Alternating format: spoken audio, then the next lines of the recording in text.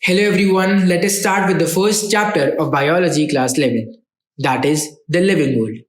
Now this is the basic chapter and it is very simple and easy, but it is very important as well. This chapter will develop your basics and help you in the further syllabus. Now if we see from a NEET point of view, there are only 2 to 3 questions maximum that are asked from this chapter.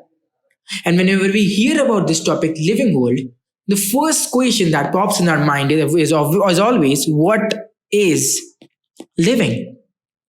Now, how will you assign living or non living to a thing? Let's say we talk about a table. Now, how will you say that this table is living or non living? Now, even if I ask a third class student, that student will say, if I ask him that if the table is living or non living, he or she will clearly reply that a table is non living. And if I ask someone that if a rabbit is living or non living, they will say that the rabbit is living. But the question is, how do we define living or non living? And the answer to this question lies in our ability to differentiate a particular characteristic from another. In case of living, we always compare it with its opposite, that is the inanimate entity. Now, this is just a fancy term for non living. Okay, so this is just a fancy term for non living. So, what is living? Living is something that is alive, something that can grow, move, reproduce, respire, and carry out various cellular activities. To define a thing living, we follow some parameters which we will discuss in detail today. The parameters can be defined into two main features. So, one is the defining characteristic, and the another one is the fundamental characteristic. Okay, so there are four parameters of living that we will discuss right now. The first one is growth. So growth is basically nothing but increase in size, volume, and surface area. These are the factors like increment in weight or length. All of these are growth. Now in NCERT, it is clearly mentioned that there are the twin components of growth. The first one is increase in numbers, and the second one is increase in mass. So there are two components of growth, which are the increase in numbers and the increase in mass. And there are two types of growth also. So the first one is intrinsic and the second one is extrinsic. So the growth that occurs internally, so internal growth is called intrinsic growth, and the external growth is called extrinsic growth. Let us understand this with an example. So when your height increases, it is intrinsic growth. But if you wear heels and increase your height, it is extrinsic growth. Because when you will remove the heels, your height will go back to normal. And there are some examples of extrinsic growth also. So in terms of extrinsic growth, like the deposition of snow on mountains or sand on the sand dunes, all of these are extrinsic growth. Now we need to understand that when we say intrinsic growth, it is only and only found in living things. So intrinsic will always be found only in the living things. It is the defining feature of living. But when we talk about only growth, then and when we talk about only growth and no type is specified, that is the fundamental feature. So once again, let us understand. So intrinsic is the defining feature, while normally when we say growth, when no type is specified, that is the fundamental feature of living things. The next parameter that we have is reproduction. So we all are studying this topic from 8th and 9th standards, and we all have a fairly good idea about what is reproduction. But let's recall it really quickly. We will study this topic in complete detail in the next chapters, but for now, let's understand. So reproduction is of two types, asexual and sexual. Let's talk about the general features of asexual reproduction first. So in terms of asexual reproduction, what is this basically? So it's a simple process. It's a simple process. It is easy. There is no genetic variation, and because there are no genetic variations, clones are formed. But when we talk about sexual reproduction, so basically that this process is elaborate. Okay, so this is elaborate. Again, it's complex, it's slow, and basically in this, genetic variability does take place. So we need to understand that asexual and sexual reproduction, as we see that they are like opposites of each other. So it's simple, it's elaborate, it's easy, it's complex. There is no genetic variation in asexual, there is genetic variation in sexual. There are no clones formed in sexual, and there are clones formed in asexual. So we can see these are like complete opposites of each other. But how does genetic variability happen in sexual reproduction? See, because in sexual reproduction, gamete formation takes place. The next event is gamete fusion, that is syngamy. And the last stage is zygote formation. And due to all these steps, there is genetic variability in sexual reproduction. Now let us study the types of asexual reproduction. The first we have is binary fission. So this is like a really simple process. A cell divides into two individuals. Very easy. An example is amoeba, as we know. So an amoeba, which we can draw like this, so an amoeba just divides into two, and that is how reproduction in amoeba takes place. So when we talk about budding, example hydra and yeast. So now the structure of in budding, so structure of hydra is somewhere like this. And what will happen? That a part, so the bud will just fall off and it will again develop into a different structure altogether of an hydra. So that is how, in hydra and yeast, reproduction takes place through budding. So this bud will detach and form a new individual. And the next is fragmentation. So in fragmentation, for example, a spirogyra, a long individual will break down into two parts, and these both will individually live their life then. And the last one is regeneration. So see, many students are confused with regeneration and fragmentation. There is a difference between both methods. In regeneration, the organisms break into two parts, and each part develops into a new individual. So basically in regeneration, the organism will break into parts and each parts will develop into new individual. But in fragmentation, the new fragment will live as it is and does not form a whole body.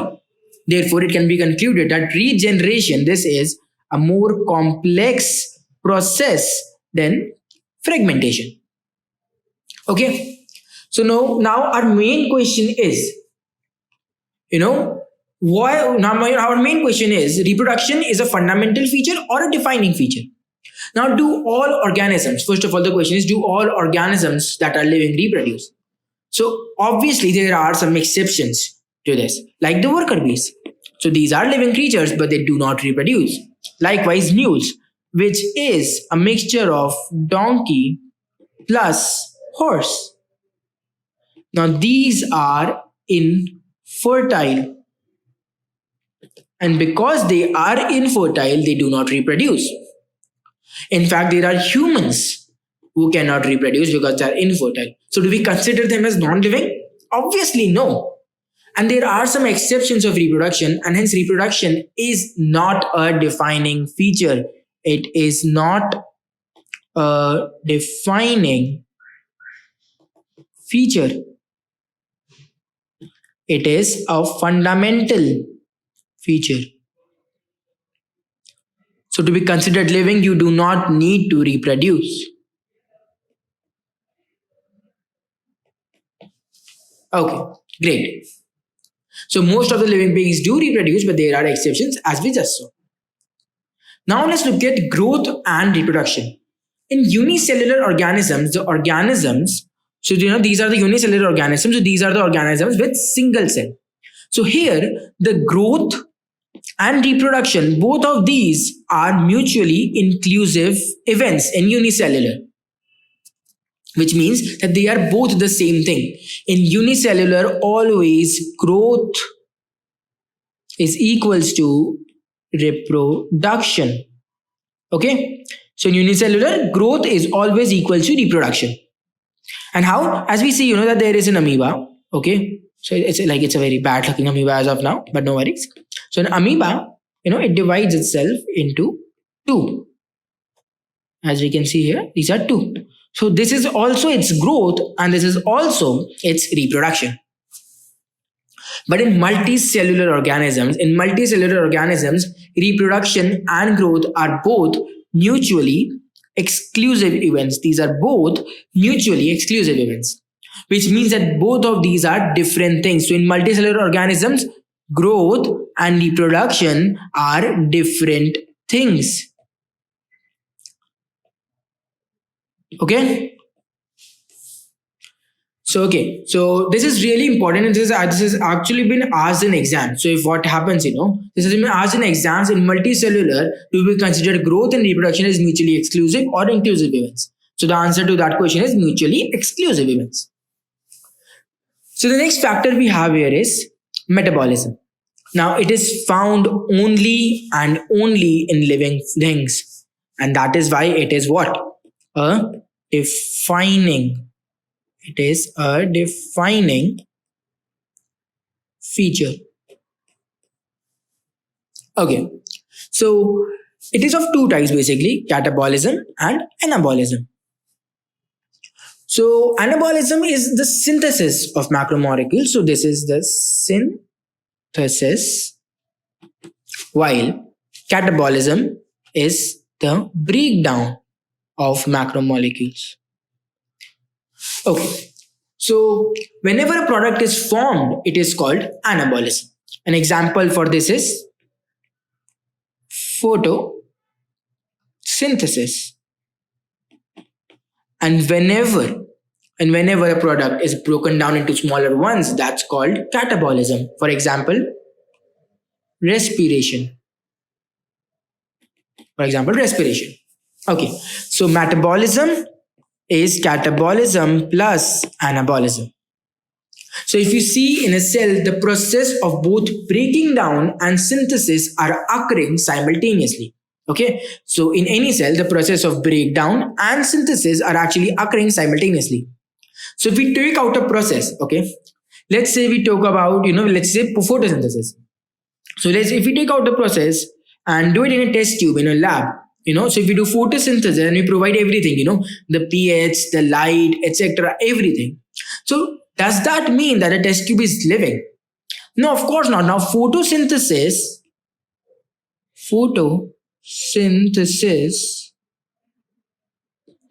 now this is a living reaction, but it does not make the test tube living. So test tube is still non-living. Okay, because it is only one process.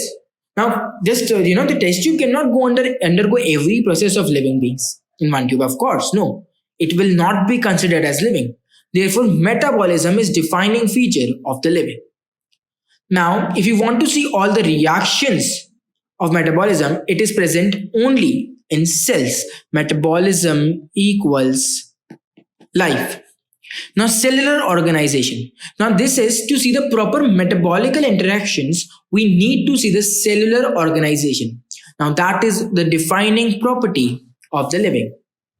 The next feature we have is consciousness. Now, consciousness is also the defining feature of living. What is consciousness basically? So, it is response to a stimulus. Now, we cannot point out consciousness, okay? It is the most obvious yet technically complicated feature of living beings. Any organism which is alive will respond to the for your environment. For example, your pet dog. So whenever your pet dog is feeling hot, he will come into an AC room. And whenever they feel cold, they will on their own go to the sunlight. Now this is the response to the external stimuli. Even the smallest living organisms respond to stimulus. Now the question arises, so if a man is in coma, okay, so if the patient is in coma, is he conscious? Or if we say that if so now we can if the question is that if a patient is in coma, is that patient living or dead? Now to be frank, we cannot answer this question clearly. Neither we can answer this question properly ethically. And we will decide if the person is living or non-living by the end situation. If the man comes out of the coma, he is living. But if he never comes out of the coma, he will be dead. While he is in coma, we can't clearly justify his existence. It's like the Schrodinger's cat. It's living and non-living at the same time. Okay, so it's living and dead at the same time. So the next question we have here is, you tell me, are all living beings self-conscious? Okay, and I will tell you the answer to this. It's not. They are not self-conscious. It's not true. Because all living organisms are conscious. They are not all self-conscious. So self is the key word here that we need to understand. So if the question was, are all living beings conscious? So your answer would be yes, they are all conscious. But are all living beings self-conscious? So here the answer would be no. And it is important to understand this difference. Let's understand it this way. So if you know what you are eating, where you are going, where you are sitting, this is self-conscious. We are aware of our surroundings. But your dog doesn't care about how he is looking or where he is walking. Hence, only humans are self-conscious. Therefore, self-conscious is the defining feature of humans. So self-consciousness is a defining feature of humans. But consciousness is a defining feature of all living beings. Now let's have a look at the important lines from NCERT. The first we have here is, all living phenomena are due to underlying interactions. Let's understand this line, let's understand this statement basically with the help of this diagram. So when we look at it, when we look at cell, so the function of cell in itself is not done completely by the internal organelles it possesses. Okay, so does this means that the parts of cell, the insider parts of cells do not actually perform the function of cell, but the interaction of these all internal parts of cell make the function of cell itself. So this means, once again, when we talk about a tissue, which is actually a cluster of cell, so the entire function of tissue is not done by each cell present in it, but the function of tissue is made from the interaction of all the cells performing their functions. Then we move on to organs. So the entire function of organs is not done by individual tissue, but the complex interaction between different tissues form the entire function of an organ. In the same, we move to the organ system and then to the entire organisms. So that is what we mean, that all living phenomena are due to the underlying interactions. The second is all living beings. Okay, so all living beings are self-replicating, interactive, and evolving systems. It's a fairly clear line. I don't think we need to, dwell upon it a lot. The last one is that we share common genetic material, but to varying degree. Okay, let's understand this. So all of us have some form of shared genetic material. That is why we all have some similar qualities in the core of us that we actually relate with. But this is to a varying degree. So some people have more of it, some people have less of it. So we all share due to the DNA and the RNA, all of us possess some common genetic material, but that is to a varying degree. So the degree of which will vary from one person to another. Now let's have a look at the questions. The first question we have is, which of the following is a defining characteristic of living organisms? Okay, so the first option we have here is growth. So as we all know that growth, when it's not specified, is not defining but a fundamental feature of living organisms. Now, ability to make sound. Okay, so trees don't make sound, but they are living, right? So again, this is not true. Again, the next is reproduction. So as we already know that reproduction is not a defining feature, it's a fundamental feature once again, as we just learned in some previous slides. And why is that? Because there are so many exceptions to reproduction and they are still living. So reproduction is a fundamental feature and not a defining feature. And the last option we have is a response to external stimuli, which we all also call as consciousness, which is actually a defining feature of living organisms. So here the answer is option D. Now let's have a look at another question. All living organisms are interlinked. All living organisms are linked to one another because. Okay, so we just read about it in some previous slides when we were talking about the important lines from NCERT. I hope you all remember. Let's have a look at the options. They have common genetic material of the same type. Okay, so the common genetic material is the right part. Yes, all of us have that. Yes, of the same type. Not really. The next is they share common genetic material but to varying degrees.